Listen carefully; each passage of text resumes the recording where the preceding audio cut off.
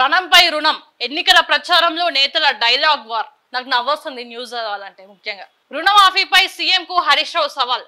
దీంతో పాటు మరో 7 హామీల పైన 15 ఆగస్టులకు అమలైతే రాజీనామా చేస్తా, లేకుంటే సీఎం పోస్ట్ నుంచి తప్పుకోవాలని డిమాండ్.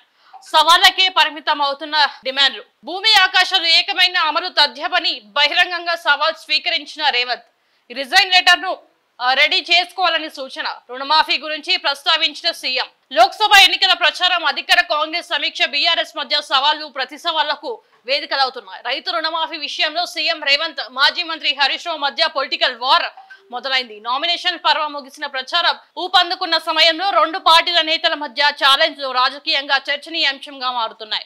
హరీష్ రావు విసిరిన సవాళ్లకు సీఎం రేవంత్ ఇచ్చిన కౌంటర్ 2 రోజులుగా రాజకీయ వాతావరణాన్ని వేడెక్కించింది. రైతు రుణమాఫీ పాటు మొత్తం 8 అంశాలను ప్రస్తావించిన హరీష్ రావు, ఆగస్టు 15లోగా వీటిని అమలు చేస్తే వెంటనే సిద్దిపేట ఎమ్మెల్యే పదవికి రాజీనామా చేస్తానని, ఇకపై ఎన్నికల్లో పోటీ చేయనని ఈ నెల 24న స్పష్టం చేశారు. అసెంబ్లీ ఎన్నికల మేనిఫెస్టోలో పెట్టిన 2 లక్షల రుణమాఫీతో పాటు 6 గ్యారెంటీలో ఉన్న మహిళలకు నెలకు 2500 ఆర్థిక సహాయం, కళ్యాణ లక్ష్మి స్కీమ్ లో 1,00,000 ఆర్థిక సహాయంతో పాటు తులం బంగారం, రైతు భరోసా పథకం ద్వారా ఎకరానికి ఏటా 15,000 పంట పెట్టుబడి సాయం, మరి కొనుగోలులో 500 బోనస్, వ్యవసాయ కూలీలకు సంవత్సరానికి 12,000 చేయూత స్కీమ్ కింద నెలకు 4,000 పెన్షన్, నిరుద్యోగ వృత్తి కింద.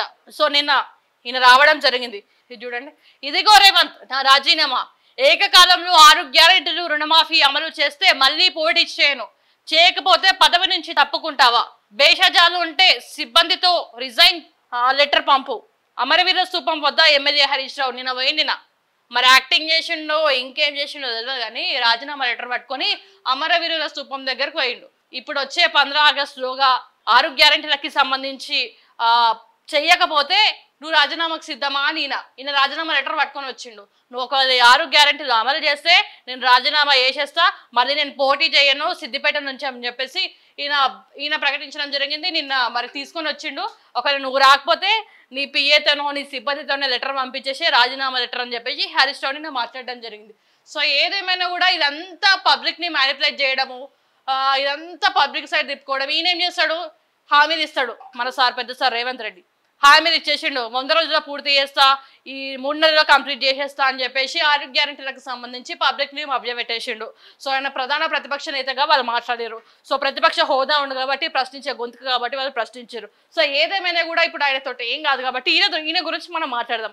సో ఈయన ఇచ్చిన 6 గ్యారెంటీలు ఏమని మాట్లాడిండు ఒకసారి గుర్తు తెచ్చుకొని పాత వీడియోలు ఉంటే మనం ప్లే చేద్దాం. మనం ఆయన ఏమని మాట్లాడిండు, ఎప్పటి వరకు చేస్తా అని చెప్పిండు, ఏమని చెప్పిండు ఆ రోజు డిసెంబర్ 9వ తారీఖున నేను రుణమాఫీ చేసేస్తా, మీ అప్పులన్నీ క్లియర్ అయిపోతాయి, మీరు అప్పులు తెచ్చేసుకోండి అని వాళ్ళకిండు. మరి తర్వాత ఏం మాట్లాడుతుండో ఇప్పుడు మళ్ళీ 15 ఆగస్టు లోక్సభ ఎన్నికలు వచ్చినాయి కదా, ప్రజలను మభ్యపెట్టాలి కదా, ప్రజలకు ఏదో ఒకటి చెప్పేశారు కదా, ప్రజలు పిచ్చోళ్ళు కదా అనేసి అనుకుంటున్నట్టు. ప్రజలు ఎదురు దెబ్బ తిరిగితే ఎట్లుంటుందో ఒకసారి చూపించాలి ఆయనకి. సో ఏదేమైనా కూడా 15 ఆగస్టు యొక్క రుణమాఫీ చేస్తా అని చెప్పేసి ఈయన చెప్తున్నాడు. మరి 15 ఆగస్టు వరకు ఎలక్షన్స్ అయ్యే వరకు ఎలక్షన్స్ కాబట్టి ఈ రకంగా చెప్పి ప్రజలను మభ్య పెడుతుండా. మరి తర్వాత ఏం చేస్తాడో చూడాలి. మరి ఒకసారి నీ సవాల్ను స్వీకరిస్తున్నా, హరీష్ రావు రాజీనామా లేఖ రెడీగా పెట్టుకో, ఆగస్టు 15 లోపు 2 లక్షల రైతు రుణమాఫీ చేస్తా, అది రిజైన్ లెటరా మీ మామ రాసిన సీసా పద్యమా? హరీష్ రావుకు సీఎం రేవంత్ కౌంటర్. ఇదే అయిపోయింది ఈ రాజకీయ నేతల పైన. ఈయన ఒక మాట అంటే ఆయన ఒక మాట అనుకోవడం, ఆయన ఒక మాట అంటే ఈయన ఒక మాట అనుకోవడం, పబ్లిక్ ని పిచ్చోళ్ళని చేస్తున్నారు. కాబట్టి ఈయన పథకాలు ఎంతమందికి ఇచ్చారు అని చెప్పేసి ఈయన క్వశ్చన్ చేస్తున్నాడు. ఎవరెవరికి ఇచ్చిన దళిత బంధు ఎవరికి ఇచ్చినాడు, దళిత బంధు కళ్యాణ లక్ష్మి ఎవరెవరికి ఇచ్చినాడు, ఒకసారి మీ ఎమ్మెల్యేలను పోయి అడిగి ఎంతమందికి వచ్చినాయి అని చెప్పేసి, ఎంతమంది దళిత బంధు పెట్టుకున్నారు, ఆ దళిత బంధు ఏ అనుచరులకు వచ్చినాయి, ఏ కార్యకర్తకు వచ్చినాయి, ఏ పేద ప్రజలకు పోయినాయి అని చెప్పేసి ఒకసారి మీ ఎమ్మెల్యేలను అడగని తెలుస్తుంది. మీరు ఓడిపోవడానికైనా మీ ఎమ్మెల్యేల కారణం. ఒకసారి మీది చక్క పెట్టుకొని మందిది పోయి అడగండి అని నేను అంటున్నాను. సో ఏదేమైనా కూడా రేవంత్ రెడ్డి ఇప్పటికైనా మాట నిలబెట్టుకోవాలి.